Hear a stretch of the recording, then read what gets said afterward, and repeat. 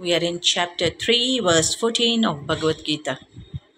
Annad bhavanti bhutani अन्नाद्भवन्ति भूतानि Pajanyadhanna sambhavaha पर्जन्यादन्न सम्भवः Yajnad bhavati pajanyo यज्ञाद्भवति पर्जन्यो Yajna karma samudbhavaha.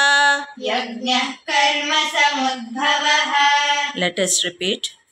Annad bhavanti bhutani अन्नाद्भवन्ति भूतानि Pajanyadhanna sambhavaha पर्जन्यादन्न सम्भवः Yajnad bhavati pajanyo यज्ञाद्भवति पर्जन्यो Yajna sakarma samudbhavaha. यज्ञः कर्म समुद्भवः. Hare Krishna, I am Sunita Sunil with you in 2-minute Mahabharata stories. Today we are in chapter 3, verse 14 of Bhagavad Gita. Let us see what is yagna.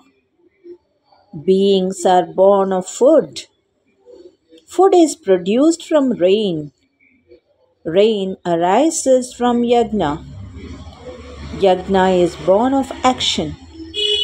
Action arises from Vedas. Vedas are born from imperishable Paramatma. Therefore, know that the Supreme Being is established in the yagna. The commentary is in Dharmachakra. That is, the order of creation is Brahma, Veda, Karma, Yagna. As Brahma is established in yagna, so it is of self-purification which leads to the realization of the Supreme.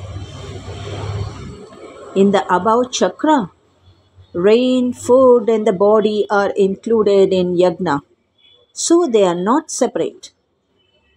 They are not ordinary but righteous actions because all pervading Brahman is direct by present in them. So let us all take refuge in them and cross the ocean of samsara. The moral is, yagna produce rain and its non-performance cause drought and other evils from which mankind suffers. So Sri Krishna describes the cycle of nature. Rain begets grains. Grains are eaten and transformed into blood. From blood, semen is created. Semen is the seed from which the human body is created. Human beings perform yagna, and these propitiate the celestial gods, who then cause rains, and so the cycle continues. Thank you for watching my channel and keep watching it to understand it completely.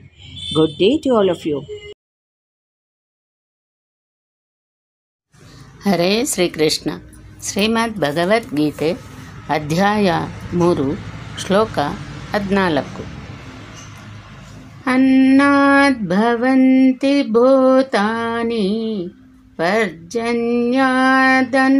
ಸಂಭವಃ ಯಜ್ಞಾದ್ಭವತಿ ಪರ್ಜನ್ಯಃ ಯಜ್ಞಃ ಕರ್ಮ ಸಮುದ್ಭವಃ. ಈ ಶ್ಲೋಕದ ಭಾವಾರ್ಥ: ಸಮಸ್ತ ಪ್ರಾಣಿಗಳು ಅನ್ನದಿಂದ ಹುಟ್ಟುವುವು. ಅನ್ನಂ ಬ್ರಹ್ಮತಿ ಯಜಾನಾತ್. ಅನ್ನವು ಪರಮಾತ್ಮನೇ. ಆ ಬ್ರಹ್ಮ ಪೀಯೂಷವನ್ನು ಗುರಿಯಾಗಿಟ್ಟುಕೊಂಡೇ ಪ್ರಾಣಿಗಳು ಯಜ್ಞದ ಕಡೆಗೆ ಮುನ್ನಡೆಯುವುವು. ಅನ್ನದ ಉತ್ಪತ್ತಿ ಮಳೆಯಿಂದ, ಮೋಡಗಳಿಂದ ಸುರಿಯುವ ಮಳೆಯಲ್ಲ, ಕೃಪಾ ವೃಷ್ಟಿಯಿಂದ ಪೂರ್ವ ಸಂಚಿತವಾದ ಯಜ್ಞಕರ್ಮವೇ ಕೃಪೆಯ ರೂಪದಲ್ಲಿ ಸುರಿಯುವುದು. ಇಂದಿನ ಆರಾಧನೆ ನಾಳೆ ಕೃಪೆಯ ರೂಪದಲ್ಲಿ ದೊರಕುವುದು. ಆದ್ದರಿಂದ ವೃಷ್ಟಿಯು ಯಜ್ಞದಿಂದುಂಟಾಗುವುದು. ಸ್ವಾಹಾಕಾರವನ್ನು ಹೇಳುವುದರಿಂದ ತಿಲಪಿಷ್ಟಾದಿಗಳನ್ನು ಬೆಂಕಿಯಲ್ಲಿ ಹಾಕಿ ಸುಟ್ಟುವುದರಿಂದ ಮಳೆ ಬರುವಂತಿದ್ದರೆ ಈ ಜಗತ್ತಿನ ಅಧಿಕಾಂಶ ಮರುಭೂಮಿಗಳು ಬಂಜರಾಗಿ ಏಕಿರಬೇಕಿತ್ತು? ಫಲವತ್ತು ಆಗಿದ್ದರೆ ಇಲ್ಲಿ ಕೃಪಾವೃಷ್ಟಿ ಎಂಬುದು ಯಜ್ಞದತ್ತವಾದುದು. ಈ ಯಜ್ಞವು ಕರ್ಮದಿಂದಲೇ ಸಂಭವಿಸುವುದು. ಕರ್ಮದಿಂದ ಯಜ್ಞವು ಪರಿಪೂರ್ಣವಾಗುವುದು.